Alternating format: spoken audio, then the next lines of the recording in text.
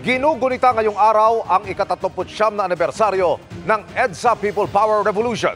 At kahit idineklara lang bilang special working holiday ng gobyerno, ilang paaralan at universidad pa rin ang nagsuspindi ng klase o di kaya'y nag-online class na lamang bilang pakikisa sa pag-alaala ng kasaysayan. Nakatutok si Maki Pulido.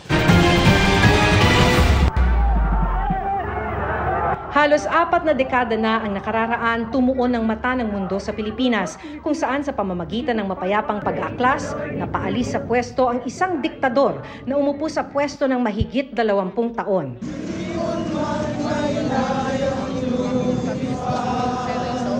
Ang makasaysayang araw na ito, taon-taon ginugunita dito sa People Power Monument sa EDSA sa Quezon City. Ngayong taon, may aktibidad man sa EDSA, tuloy ang biyahe rito ng maraming manggagawa at mga estudyante dahil hindi naman holiday. Pero ang De La Salle University na ilang gabi nang inilawan ng kulay dilaw ang harapan, walang pasok. Ganyan din ang iba pa. Hindi bababa sa 50 Catholic school ang online class muna bilang paggunita sa 1986 EDSA People Power Revolution. Sabi ng ilan kong nakausap sa public school, sana maipaalala rin sa kanila ang halaga ng peaceful revolution na nagpatalsik kay Nuoy Pangulong Ferdinand Marcos Sr. Sa tingin mo mahalaga siya na araw? Yes po, kasi siya po yung nagbigay ng freedom po sa akin. Sa tingin mo importante na matutunan ng mga kabataan ang EDSA Revolution? Yes po, because parang para malaman din po nila ng mga estudyante, dapat nila malaman, di lang po sa paaralan, kundi po sa mga government. Dati may mga programa pa rito na dinadaluhan ng mga matataas na opisyal ng gobyerno. Wala na ito ngayon.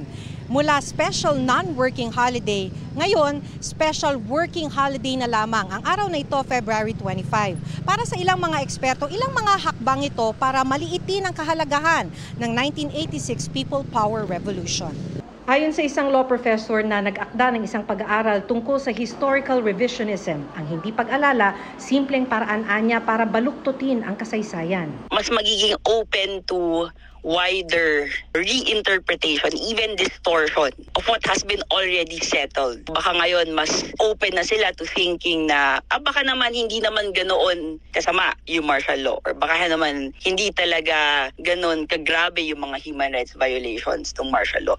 Pero anya, walang dapat pagdebatihan. Mahigit 11,000 human rights victims ang binigyan ng compensation ng Human Rights Victims Claims Board dahil dokumentado ang sinapit nila noong martial law. Sabi naman ng isang history professor, mapanganib kung iba ang pag-alala o hindi maalala ang nangyari noon. Ang historical distortion ay maaring mangahulugan din ng impunity, no? Kawalan ng pananagutan ng mga nakaupo sa pwesto sa nakaraan o kasalukuyan man na pwede nilang gawin yung pagtampalasan sa karapatan ng mga mamamayan ng ganun-ganun na lamang. Tugon ng Malacanang, February 25 is declared a special working day, and I think it is the prerogative of the President.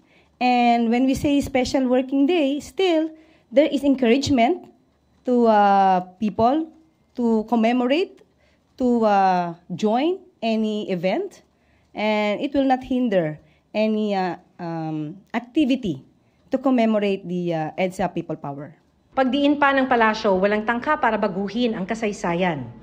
Mayroon po bang pinahinto ang Pangulo na anumang activity na patungkol dito sa commemoration ng EDSA People? Since the time po na siya ay naging Pangulo, wala po tayong nadinig na anumang pagpapahinto ng anumang events, no? Any activities na maaaring mag-commemorate ng nasabing event. Para sa GMA Integrated News, Maki Pulido, nakatutok, 24 oras.